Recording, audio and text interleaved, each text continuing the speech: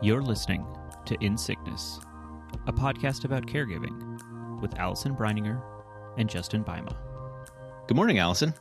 Hi, Justin. I'm so excited for you to meet today's guest, someone I feel so fortunate to know.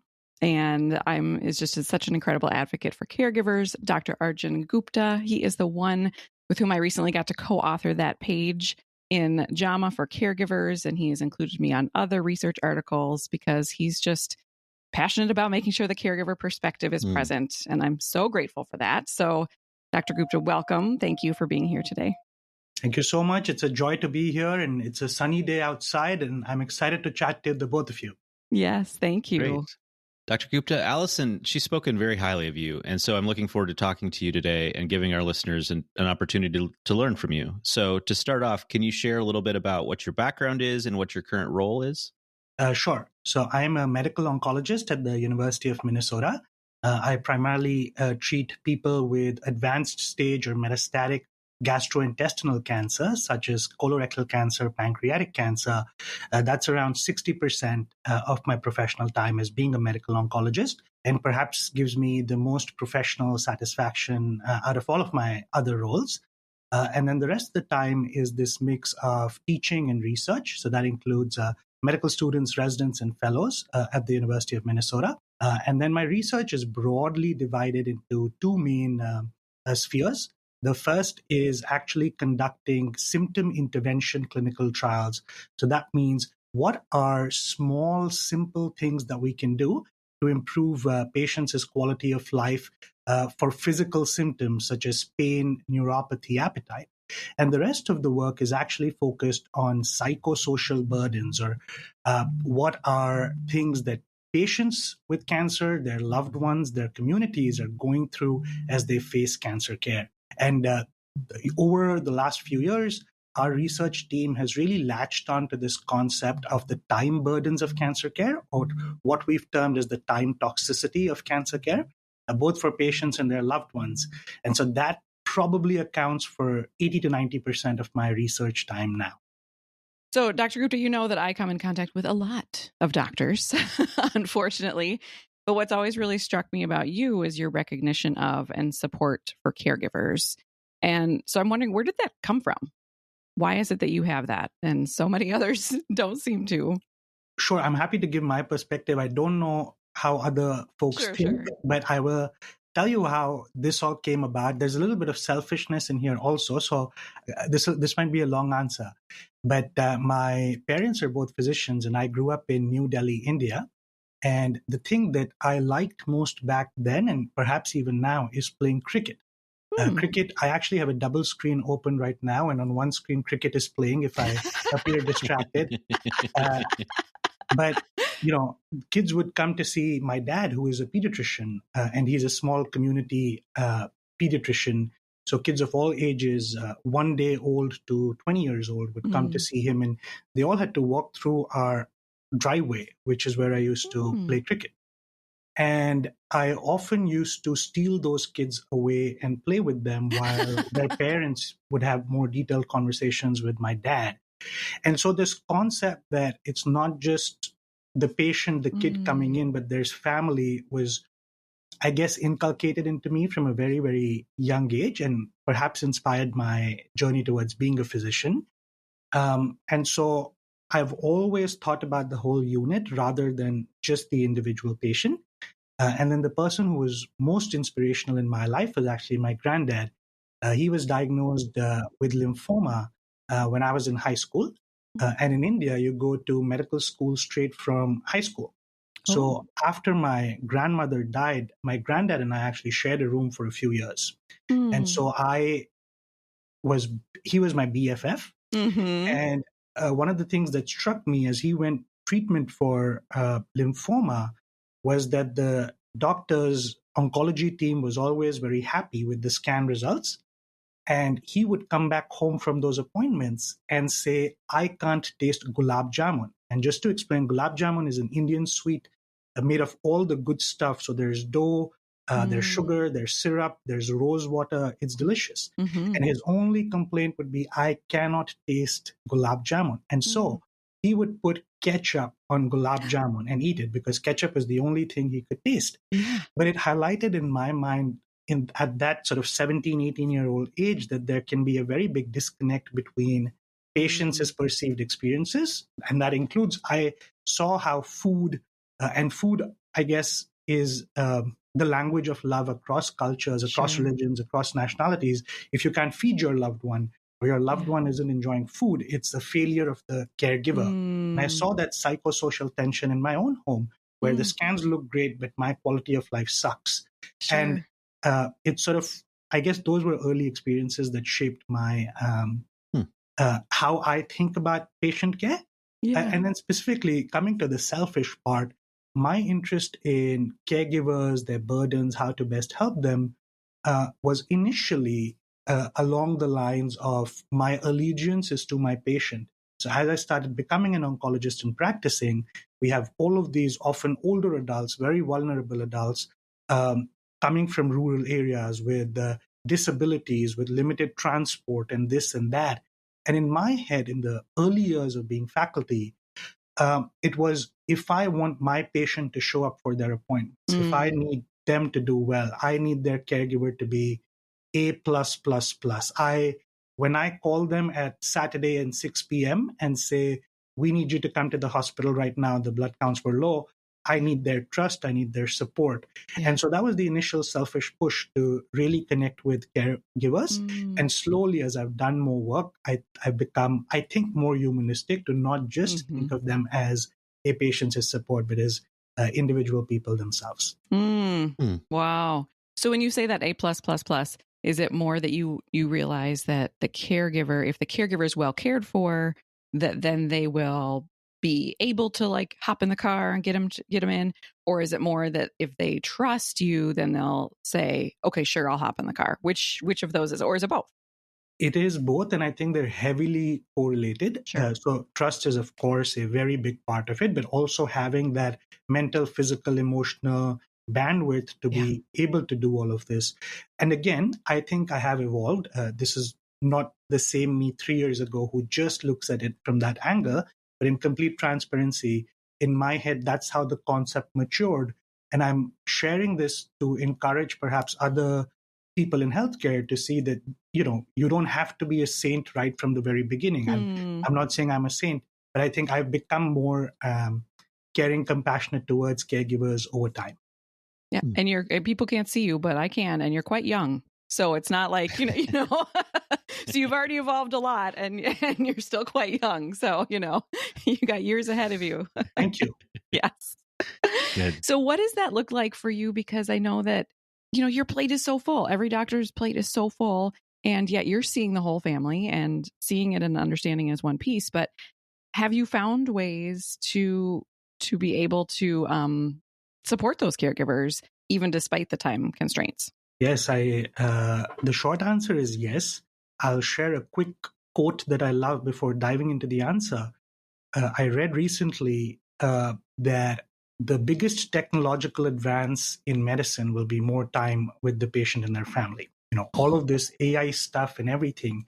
And this has come out in some of our work when we've interviewed patients, care partners, and clinicians about time toxicity and the time burdens of care and what do people think about it.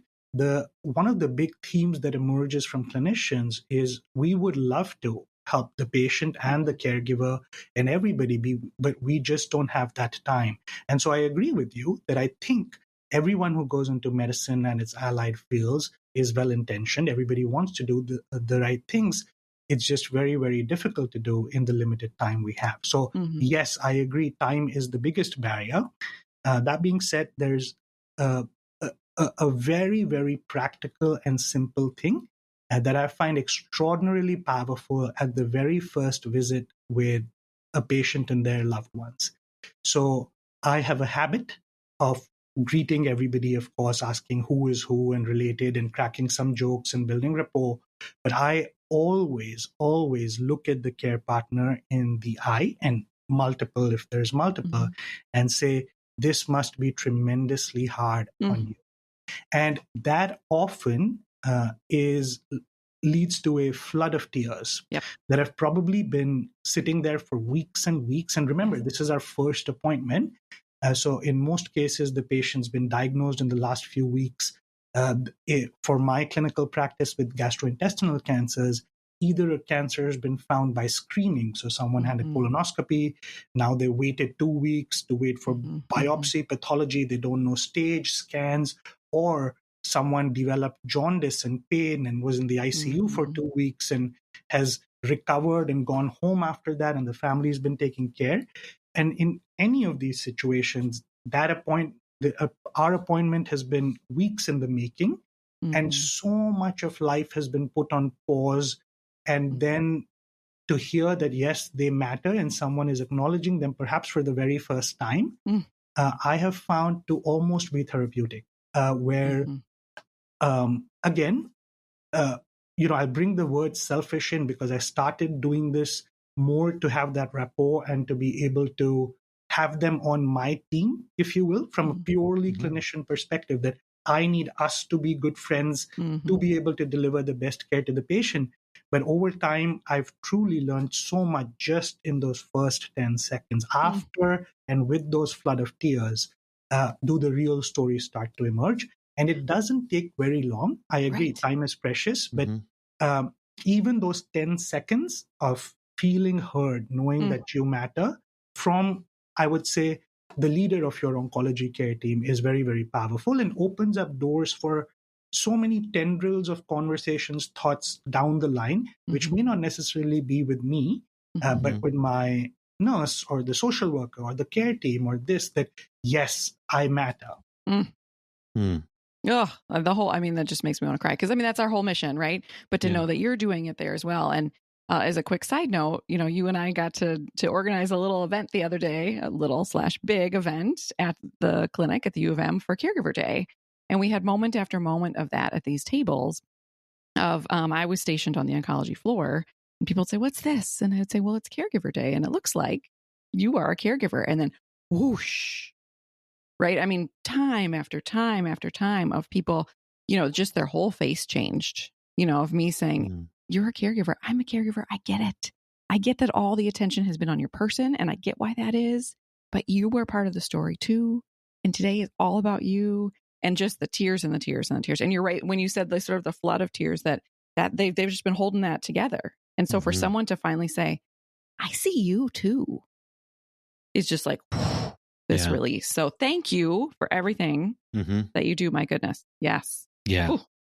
So Dr. Gupta, you've mentioned this term time toxicity a couple times. Is that a term that you coined, or can you get into kind of what that means and how it relates to the patients and the caregivers? Absolutely. And yes, I would like to take credit for it along with my team. But really, again, some background. So 2018 was when I started oncology fellowship. And we enter and there's a lot of hype about new drugs and this and that. And, it's hard to keep up with the advances in oncology and cancer care. I think every year, 40 to 50 new drugs are approved. And even in my disease space, gastrointestinal cancers, it's hard to keep up. Forget broader oncology. I genuinely don't know how community oncologists who see everything do it. But we enter as sort of rosy-eyed, bushy-tailed young oncologists wanting to make a difference, and we're bombarded with this new oncology information. And there's a lot of hype about new treatments, as there perhaps should be. Treatments are good. We need new treatments, and we want people living as long as they can and as well as they can. But somewhere along the line, we started to see and notice that there was a disconnect in how the oncology community was sort of presenting these new treatments when someone from the outside was entering the field. And so we were surprised when, say, a new journal article presented that the average lifespan increase associated with the new drug was 6 weeks. And then 30% of patients had low blood counts that needed multiple transfusions, and cardiotoxicity that needed an echocardiogram, and kidney damage that needed dialysis and a kidney doctor visit. And how the oncology community was sometimes celebrating very marginal progress in how much drugs actually helped. And so it's in this context of sometimes new drugs having very marginal survival benefits, but perhaps taking away lots of time from patients and care partners. And in some cases, actually, the time taken away was more than the survival benefit afforded by the patient, that we conceptualized this concept of time toxicity, which is the time costs of pursuing, receiving, and recovering from a cancer treatment. So we'd originally thought of it as if a new drug is improving survival by, say, 6 weeks on average, should the clinical trial not present, but of those 6 weeks, you'll actually spend all of them in the infusion center. And a sort of a comparison between treatments. And that's why we use the term time toxicity, as that it's the toxicity of a drug that should be factored into decision-making about actually pursuing that drug. And we're not saying that that drug is right or wrong or should be used or not. That should be the prerogative of the oncologist and the patient and their family and everybody connected to make that decision. But unfortunately, current oncology clinical trials lack this data reporting. And so we started this concept of time toxicity really in that space of clinical trials and informed and shared decision-making. But over time, over the last 3-4 years, since this concept has resonated, it's sort of widened and broadened in scope to actually cover all the time costs that are associated with cancer care for patients, caregivers, everybody, and how much of life is actually consumed by cancer care, no matter whether it's a new treatment, an old treatment, everything. And so, yes, I think it's a topic that resonates, I think, with everybody, because all of us, either in our personal or professional life, have been affected by cancer. And it's not even cancer specific. It's true across every single medical condition. And I understand being sick sucks, whether someone has kidney damage or a migraine or cancer or the flu, being sick sucks. Lots of medical care is necessary and value added. Patients, their loved ones, caregivers, everybody understands that, yes, I don't want to go to the emergency department, but if it's necessary, I need to do it. And so not all care is bad, not all time spent on healthcare is bad, but really over time, we've started, after interviewing folks, both patients, caregivers, and also clinicians, that it's really the non-value added tasks that hurt people. And it goes beyond the time taken away, and it's got a whole range of bad things associated with it that we can talk about. Can you, one time I think you told me about how you tracked how long it took if someone gets their labs drawn, right? So a doctor just sort of says, okay, go get your labs drawn, and they don't really think much about it. But you did some research to show how long does that actually take to get your labs drawn? Can you share that quick? Absolutely. So the answer is a lot. But before coming to the actual number, I'll give you another long answer. I apologize. All right. So if we agree that time toxicity is important, and it's an important concept to study, it's an important concept to measure and to discuss with patients who are making decisions about should I pursue this or not, a very important question becomes, how do we measure time? And it may sound very simple. Time is an objective thing. You say, you will spend 2 hours. But when you think about how cancer care is often cumulative or continuous, if I was to tell a patient and their caregiver that if you do treatment A, you will spend 37 hours and 23 minutes and 15 seconds in infusion, you will spend 47 hours and 24 minutes driving, and you will spend 19 minutes and 24 seconds on the phone with the insurance company. Versus with treatment B, you will get blah, blah, blah. I've already lost you. So this is very, very hard to fathom and digest. And so we needed a measure that was very, very practical and intuitive. And so we did what is called mixed methods work. And mixed methods work just means both qualitative and quantitative sciences. So we both speak to the people who are actually living that and then look at objective data. And so when we interviewed patients and caregivers and clinicians, one of the themes that kept coming up was that seemingly short appointments turn into all-day affairs. Mm-hmm. And so that's where this idea was born out of, that, oh, it's just a lab, but I need to arrange for childcare, and I need to take a half day off from work, and I need to get out of pajamas, get into a car, and I need to help my loved one who is sick into the car, and they have a fractured humerus for which they're coming for radiation. So just getting them in and out of the car takes 20 minutes. And then I drive 45 minutes and I find parking for 20 minutes. Then I walk in and there's a 2-hour wait time. And by the time I'm home, I've lost an entire day. And so that's where this idea was born out of, that any day with healthcare contact outside the home, for any reason, for any length of time, or for any presumed length of time, is considered what we eventually came to call it as a healthcare contact day. That getting out of my pajamas, getting into a car or vehicle and going to the cancer center or the ED or anything is a healthcare contact day. And we fully appreciate that a night in the ICU is objectively different from a 1-hour infusion, but it's still taking a lot of time away. Yeah. And so as we started presenting this concept to the oncology community, both due to the practicality and the intuitiveness, but also the person-centeredness of the measure, is that when I tell someone, hey, with treatment A, you will spend 15 days out of the next 30 days coming in, and with treatment B, you'll spend 5 days out of the next 30 days, people immediately get it. And so when we presented this to the oncology community, there was broad agreement. Oh my goodness, yes, well done. But there was some pushback. And folks said, we understand a day in the hospital is a full contact day and should be counted, and ICU is bad and we should count ICU. But oh, come on, a blood draw doesn't take, a blood draw is just an hour and you're including it as a full day. And so that's why we went to some objective data to sort of query and, in my heart, to prove that what people were telling us was true. And so at our cancer center's clinic, every patient and their care partner actually get a radiofrequency ID badge that they wear inside the cancer center during appointments. And that's just to be able to track them.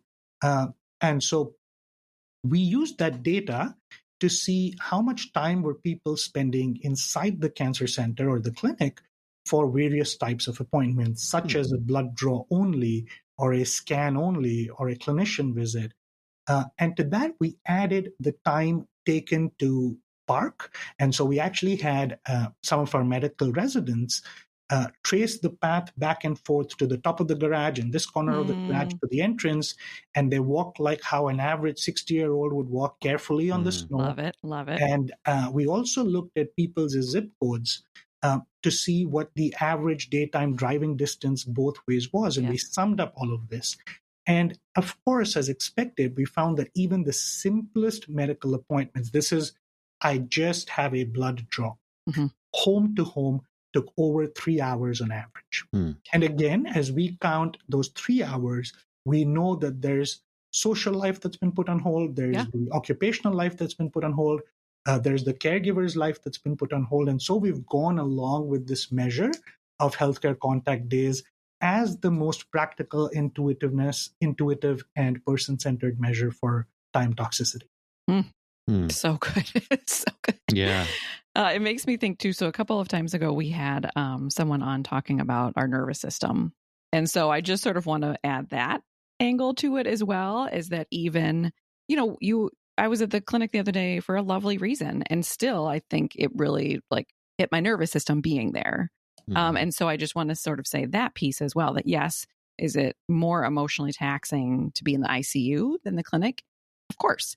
And walking into that clinic, I mean, there's medical trauma, right? And so for both of us, the patient and the caregiver. So even just walking into the clinic and being there for a lab draw, so many memories are there, so many experiences. And so I know that's harder to quantify, but just to add that piece there as well. Yeah. Your experience is so much in the cancer space, but our friend Justin here, his wife has ME, CFS, other things like that. So non-cancer. And so Justin, as you're listening, do you feel does this apply to you as well? What do you think for the non-cancer caregivers? Yeah, I think certainly the part about just the time it takes to get to an appointment, the time spent interacting with the medical system and all of that, that certainly rings true. Less so, we haven't had the like treatment A versus treatment B and how many days you'll spend, in a clinic versus not. But certainly, I think back to when Sarah was very sick, she had the stamina for one appointment a month. And so an appointment was, packing, going through our list, making sure we had everything so that she could be comfortable in the car ride. So it's time spent there, time spent getting her out of bed, ready to leave the house, driving, getting her, into the waiting room. And then after the appointment, just the time, the recovery time because of that. And I would have to take additional time off work post appointment to help care for her more.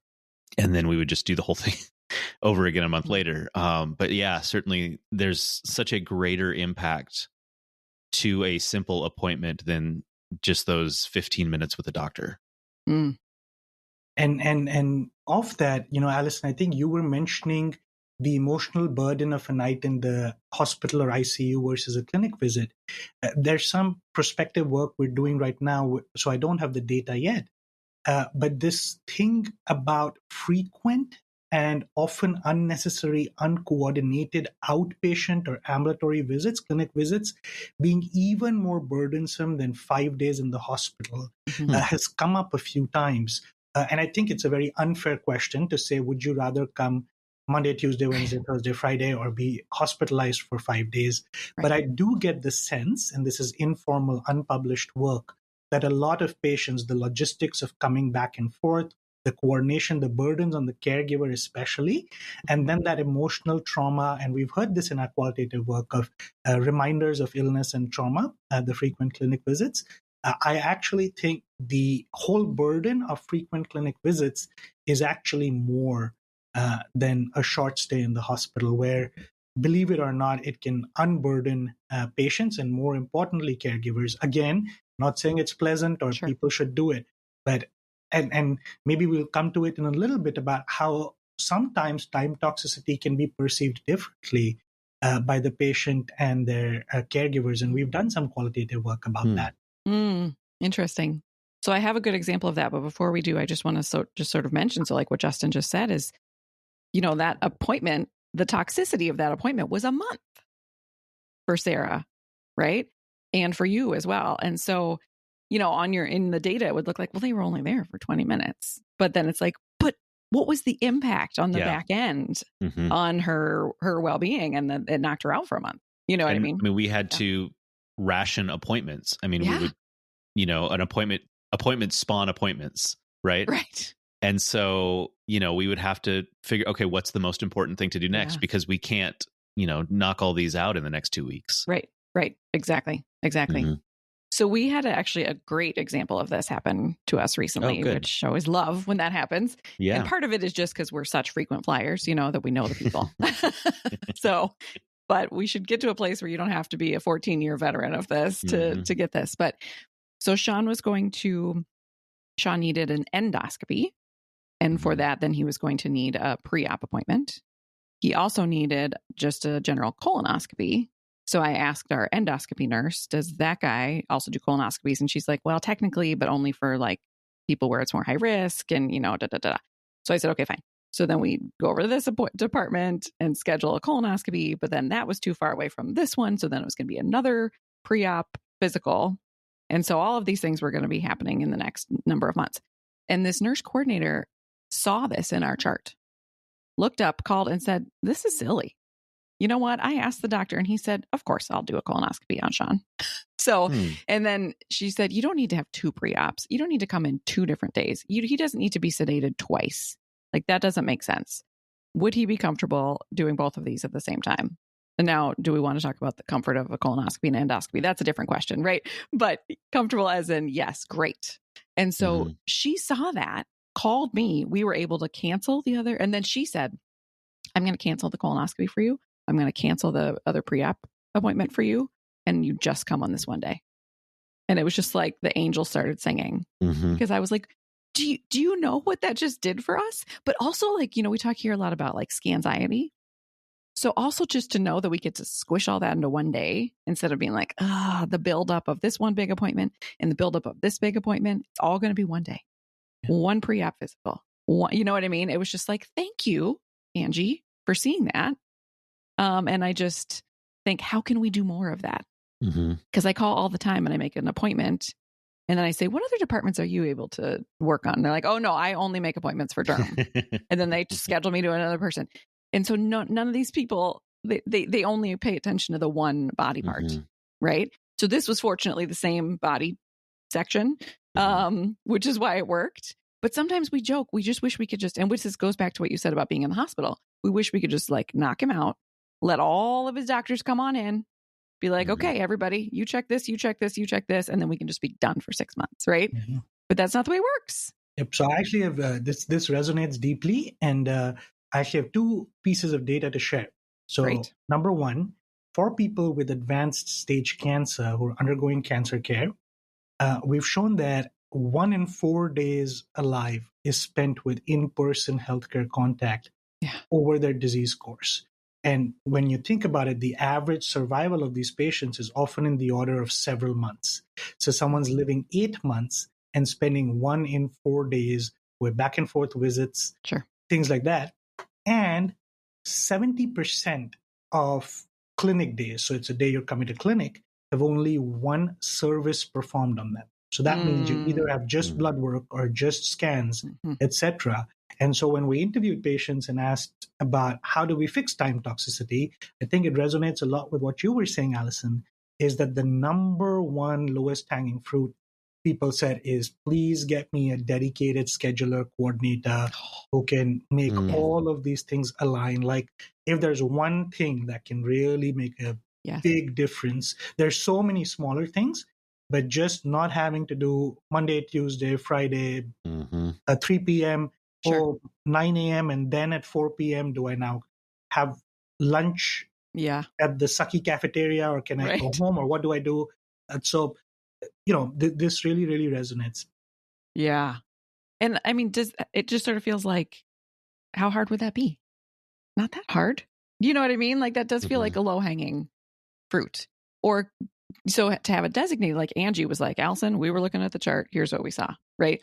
That was beautiful. But even if it was like, if I could call the clinic and say, hey, scheduler, I've got a whole bunch of appointments. Can you just spend the next 20 minutes with me on the phone and look at that big picture, instead of that, but also I think to be able to say, because on the opposite end, like Justin, you would have been like, actually, I don't want multiple ones. Like, but also you could have it be intentional in like, okay, which one help you prioritize or whatever. Or if we're in and we need a lab or something like that, can we make sure to get that while we're there without having to reschedule a separate thing? Like, because, the impact of an additional 30 minutes there versus leaving the house again and coming home is, night and day.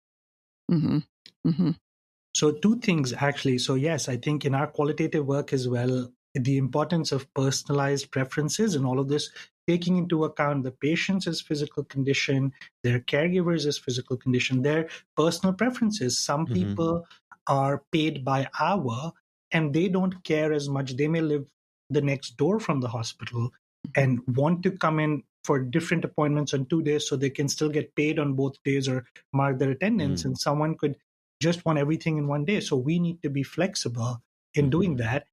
Another example we found is that some older adults who live by themselves, who are socially isolated, actually enjoy visits to the clinic.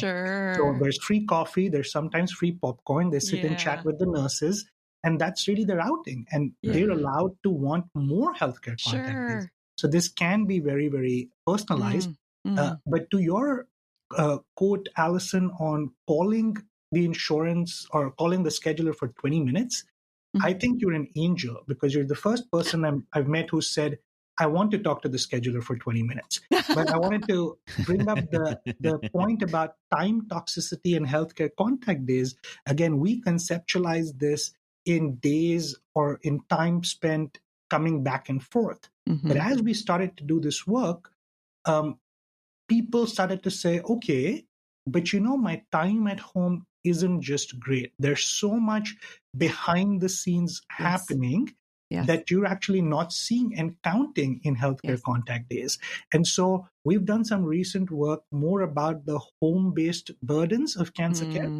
And that's where really the caregiver burden has drawn some differences in how they perceive it versus how patients have. And this goes home-based, at least cancer care burdens come in different flavors. There's the more traditional coordinating care, calling schedulers, fighting bills, insurance stuff.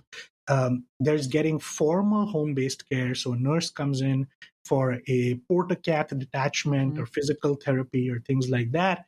But there's also all the messiness that's happening that we don't recognize, is helping your loved one shower or bathe or taking over social responsibilities and mowing the lawn. And I'm preaching to the choir here, but we've specifically done work on this because we thought healthcare contact days actually undercounts time toxicity, despite us being trying to be so person-centered. Sure. We recently, go ahead, Justin. It's just so great to hear that research is being done in this area. I know. From being a caregiver and feeling like not that you're being ignored by the medical system as not part of the team, but just not being consciously considered. And just to hear that that's happening is really meaningful. Isn't it? Yeah. Yes, I know. This just reminded me that, so recently Sean, has Mohs procedures quite frequently. And the last time he went in, they said, we're going to try a different kind of stitch this time because the last couple times the wound bust open. And they said, but these unfortunately are not dissolvable. So you're going to need to come back in 2 weeks to have the stitches removed. And you know what I said? I can do that. I said, can you let me do it instead? Yeah. And they said, I mean, if you want to. So they sent home a suture removal kit. And in the moment, I was like, what the heck did I agree to? Because then there I am, and I'm, doing my best. I have an honorary medical degree, but not a real one. So I'm doing my best. And, it's not pleasant for either of us. But also I was like, we chose that, me doing this thing for my husband in the house, as opposed to going back to the clinic, and so I think that's another example of this time toxicity piece. Yeah. I just wanted to go back, Dr. Gupta. You had mentioned how time toxicity impacts the patient versus the caregiver differently, and I was just curious what your thoughts were there. Yeah, so it's mostly these themes have emerged when we started to talk about the home-based care. So as we interviewed patients, caregivers about, hey, what takes time at home? And really our final sort of leading question was, would you prefer care in the home or would you prefer coming into the clinic? And of course, there's so much nuance of what type of care, how long, but we left it very open. And I have the numbers here. Around 30% of patients said that, home-based care was somewhat time burdensome, that they strongly prefer home-based care on average. Whereas for caregivers, it was almost 50-50. So half of them said, I just get burdened with all of the work. And yes, it may be different than driving to the hospital, but if we're doing IV fluids at home, suddenly I'm the nurse, I'm the tech, I'm the caller. I have to plan my life around the nurse coming in. And it's a funny thing, these things come up multiple times. It's like waiting for the Wi-Fi guy. You really need the Wi-Fi and they may come at 2 p.m. or 6 p.m., but you're always waiting. And so home-based care, whereas patients, not that they didn't recognize that, but they sort of have that position of playing that sick role where, it'll happen. And so caregivers weren't fully on board 100% with home-based care, although yes, some who had young children or had flexible work, etc., liked the not having to drive in and not having to get out of pajamas, things like that. But it was not at all universally, there wasn't universal excitement about it. And to Allison's point about wanting to remove the Mohs stitches, there was this theme that came from caregivers as quotes about how perceived competence, and this is perceived, not actual, how perceived competence was met with even more work thrust on them. Yes. So like I tell my department boss, the reward for good work is more work, so I'm not going to do good work.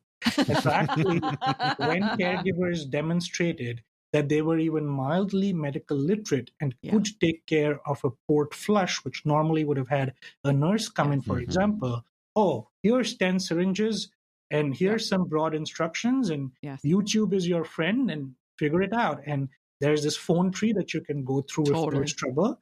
And so I see you both nodding vigorously because you lived it. And again, I'm not 100% in favor of blind home care. I'm not 100% in favor of not having home care. But the point is, this is so complex and nuanced, and how patients perceive it, how caregivers perceive it can vary. And this was the main sort of difference I saw in, otherwise they were fully aligned. Like, appointments suck. We don't want to do appointments.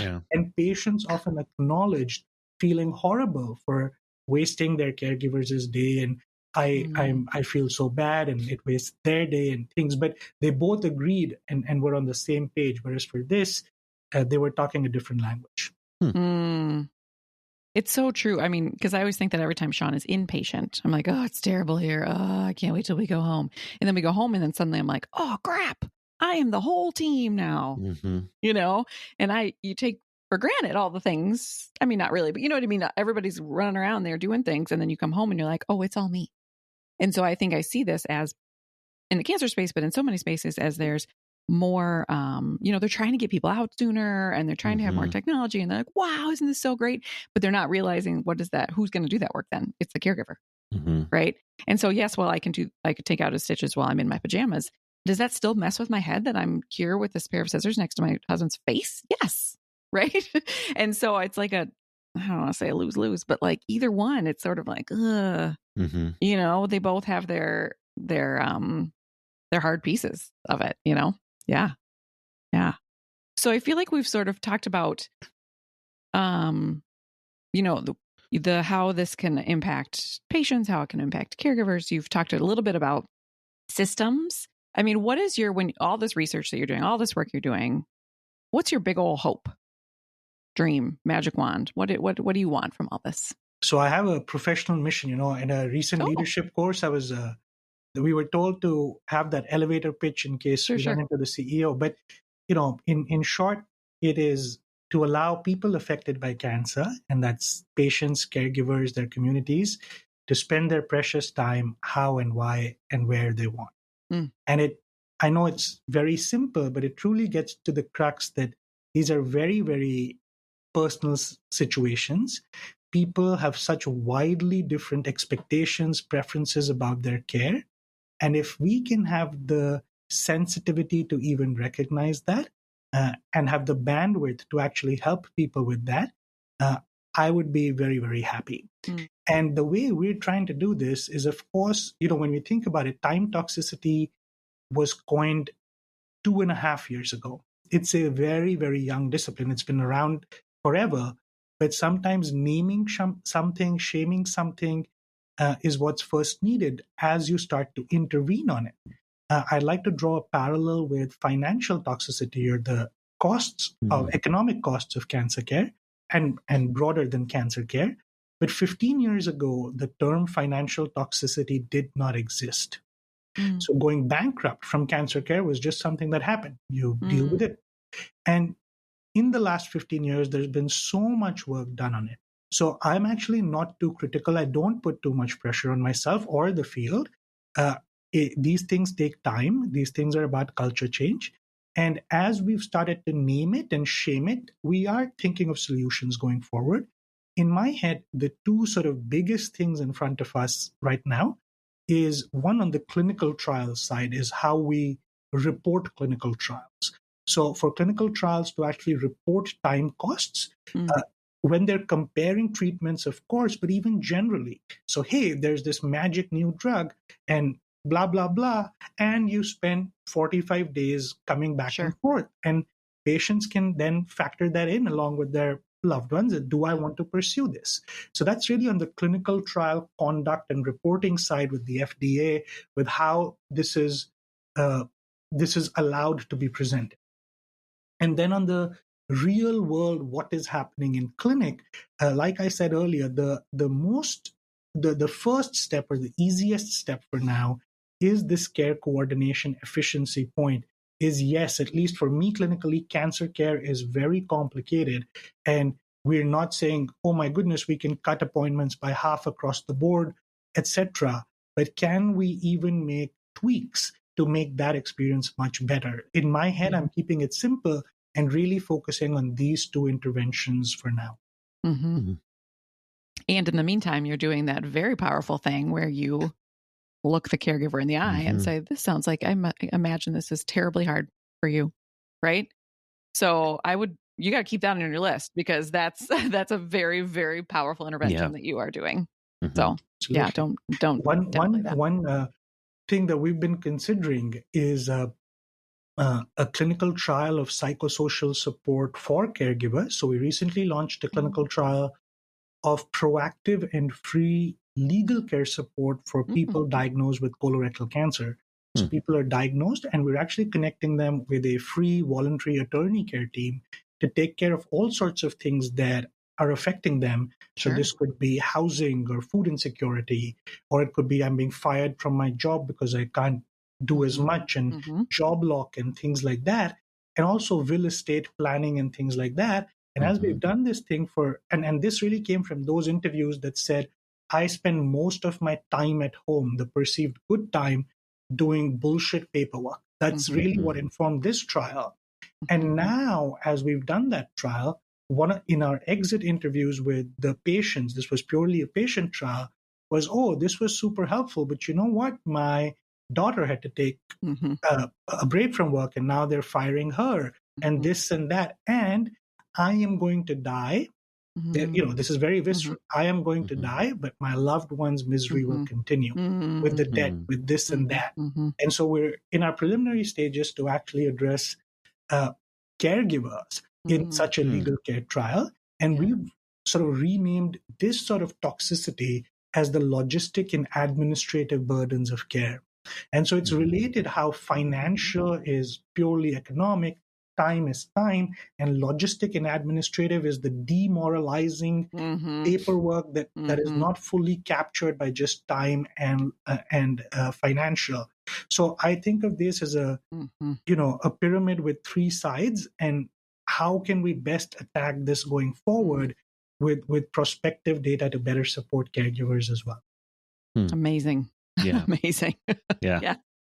So we always like to talk to supporters of caregivers at the end of our episodes. These are friends, families, maybe colleagues who are supporting caregivers in their lives, about how they can help better support these caregivers. So what would you say to those supporters about ways that they can help the caregivers in their lives around this topic of time toxicity? I think the first step is recognizing everything that caregivers are going through. And I think the second thing is being available. And I've learned a lot about how to ask for help from Allison on our recent patient page. So we developed this one pager to distribute when people come in for their cancer appointments and it's titled, My Loved One Has Cancer, What Do I Need to Know? So it's geared towards caregivers. But in preparing that, I was working with Allison, and I really wanted her and a caregiver voice to be on to really know, what do you need? And one of the things I learned in that is that it is so nuanced, and there's so many different ways to potentially seek and need help. So I'm actually going to throw it right back to the both of you on what you would like to tell your neighbors and your loved ones on how they can best help you. Yeah, I've got thoughts, but Justin, you want to go first?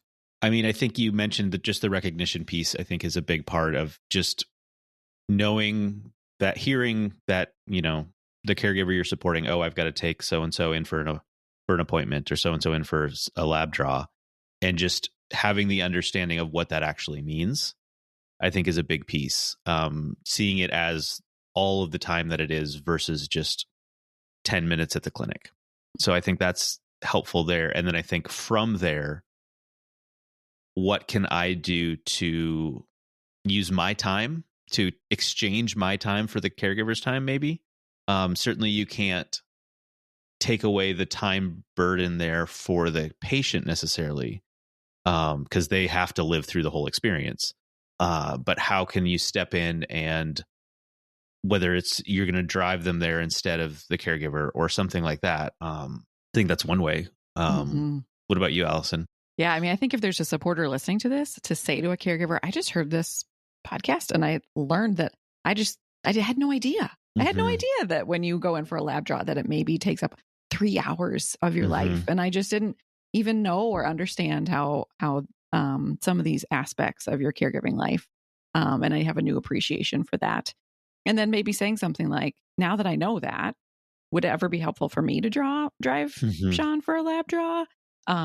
Or do you want me to, I could bring dinner on a day that you have an appointment, or, what are the things that now knowing this, I am even more encouraged to show up for you and to like, I love what you said, exchange my time for some of your time. That's a beautiful way to say it. Yeah.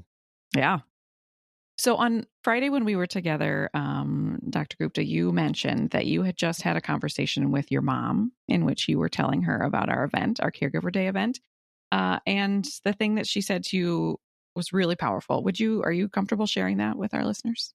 Yeah, sure. So so we were FaceTiming on Friday morning and I was late. I was running to the hospital and I had to go to clinic and this and that, but I make it a point of FaceTiming my parents every second day or so. And they're both physicians, so they very well understand things. But we have maybe at any given time 40 research projects going on. And there's so much to talk about on our quick FaceTime calls that they barely get to sort of, or for me to fully explain and for them to fully understand. But I just mentioned that, and then I have to round, and then I'm meeting Allison and this and that, and we're celebrating caregivers. And she paused me and she said, "What?" And she said, I didn't know that you were doing work with caregivers. And I said, "No, Mom, it's just the start. And, I haven't done any trial yet. Like, I'm not doing anything cool or big. It's not like this big, massive thing. Like, we have 6 different clinical trials for this and that." And she said, "No, but, my sister's XYZ is going through this. And I've never, ever seen my sister so distressed." And again, we're coming from a medical family. Like, we know this. And she just slowed down and she said, "This may be the most important thing that you're doing." And I was in a rush. So I said, "Thank you, love you, bye," and then walked. But then I had goosebumps. The power of a simple act like this across the ocean, I think it's 10,000 miles. I looked it up at some point. So I think, yes, even small things can have incredible power. Yeah. And I love that she, especially as a doctor, right? That she's, like you've published all these things and all of that, but it was is that you've seen caregivers that she could really see the power of that. And so that's amazing. Thank you for sharing that. Yeah. Yeah. And just thank you so much for being here today and sharing about this and for all that you're doing to help shed light on the topic of caregiving, supporting caregivers. It's just not knowing you before this, not knowing anything about that. Like it's meaningful that work is being done. And so Thanks for taking the time to be with us today. Yeah. This is one of the most glorious weekends of my life, and I hope to remain in touch. And I've learned this from Allison and the patient page is please do not hesitate to ask how I or others, this is my message to you, is how we can help more directly. Time is the most precious resource in the world, and you are doing so much with your own caregiving work and the advocacy. And please ask people. People are just busy, and ask, and people will step up. Yeah. Great. Thank you. Thank you so much. This has been an incredible conversation. I'm so excited to get this out into the world. So thank you. Yeah. Thank you. Yeah. Hey, everyone. One more thing. We're doing an upcoming episode on hobbies, and we want to hear from you. How have your hobbies changed as a result of caregiving? Are there things you can't do anymore, or new things you've discovered to fit within the constraints of your caregiving? How does having an outlet help you maintain a sense of self? Maybe you're grieving the loss of identity around a past hobby that used to be a big part of your identity. Give us a call at 360-389-2334, or you can also send us a voice recording to insicknesspodcast@gmail.com. We look forward to hearing from you. Thanks. You've been listening to In Sickness. Find us online at insickness.care or on Instagram at insicknesspodcast. You can send your questions and comments to insicknesspodcast@gmail.com. If you enjoyed the show, please share it with a friend or fellow caregiver, or leave us a review on Apple Podcasts. Thanks for listening, and take care.